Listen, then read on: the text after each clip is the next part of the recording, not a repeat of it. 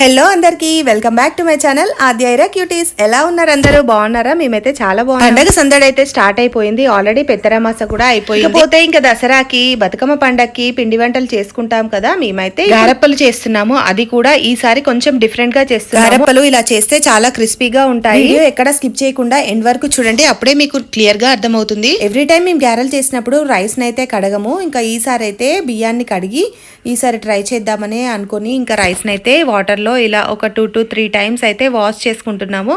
ఇలా చేసుకుంటే క్రిస్పీగా వస్తాయి గారెప్పలు. అండ్ రైస్ లో ఏదైనా డస్ట్ ఉన్నా కూడా పోతుంది. అండ్ అలాగనే ఇలా గాలించుకుంటే ఏమైనా స్టోన్స్ ఉన్నాయి కూడా పోతాయి. ఇలా బియ్యం కడుక్కున్న తర్వాత మనం గాలికి ఇలా ఆరబోసుకోవాలి. బయట అయినా పోసుకోవచ్చు, లేదా ఫ్యాన్ కింద అయినా పోయచ్చు. ఇలా బియ్యం ఒక హాఫ్ డే అయితే ఆరితే చాలు. తడి లేకుండా చూసుకోవాలి. మొత్తం కంప్లీట్ గా ఆరిన తర్వాత అయితే ఇంకా బియ్యం పిండి పట్టించుకురావాలి. మేమైతే 2 kgs పిండి తీసుకున్నాము. పిండిలో ఏమైనా ఉండలు ఉంటే లేకుండా నీట్ గా కలుపుకోవాలి. కలుపుకున్న తర్వాత అన్ని ఇంగ్రీడియంట్స్ ఒక్కొక్కటిగా యాడ్ చేసుకోవాలి. ఫస్ట్ అయితే కరివేపాకు, పల్లీలు వేసుకోండి. పల్లీలు అయితే 2 ఈక్వల్ పార్ట్స్ లాగా అయితే మీరు నలగొట్టుకోవాలి. అండ్ వేయించుకోని అవసరం లేదు, పచ్చి పల్లీలు వేసుకోవాలి. అండ్ నువ్వులు కూడా 2 కప్స్ వేసుకోండి. మేము పల్లీలు కూడా 2 కప్స్ వేసుకున్నాము. రైస్ లో ఒక కప్ ఉంటుంది కదా, ఆ కప్పు కొలత పెట్టుకుని తర్వాత కారం అయితే ఇలా మా చేతులతో అయితే 2 పిరుకలు వేసాము. కారం ఎక్కువగా ఉంటేనే గారెప్పలు చాలా టేస్టీగా ఉంటాయని అలా వేసాము. జీలకర్ర యాడ్ చేసుకోండి. అండ్ కొంచెం వాము కూడా యాడ్ చేసుకోండి.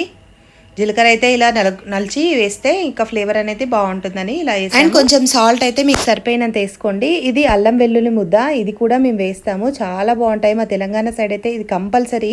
అండ్ ఇక పిండిని అయితే కంప్లీట్ గా మంచిగా కలుపుకోవాలి. ఎక్కడ కారము అండ్ ఉప్పు అవన్నీ గడ్డలుగా లేకుండా నీట్ గా కలుపుకోవాలి.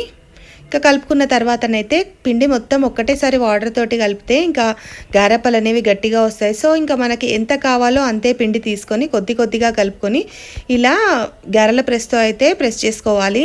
మనకి ఎన్ని అవసరమో అన్నే గారెప్పలు ప్రెస్ చేసుకొని ఇలా వేయాలి. ఒకటేసారి ఒక 7 to 8 కూడా వేయద్దు, కాలవు. ఒక 5 to 6 వేస్తే సరిపోతుంది. ఇలా అయితేనే ఫ్రీగా. చప్పుడైతే మగ్గిన తర్వాత గారెలను తీయాలి. ఆయిల్లో నుంచి తీసి ఒక బేసిన్లో అయితే వేసుకున్న తర్వాత కూల్ అయిన తర్వాత క్యాన్లో వేసుకోండి. అప్పుడే క్రిస్పీగా ఉంటాయి. చూడండి చుంచితే ఎంత క్రిస్పీగా ఉన్నాయి. మీరు కూడా ఒకసారి ఇష్టం ఉంటే ఇలా ట్రై చేసి రెసిపీ ఎలా వచ్చిందో నాకు కామెంట్ సెక్షన్ లో కామెంట్ చేయండి. వెళ్తూ లైక్ అండ్ సబ్స్క్రైబ్. బాయ్.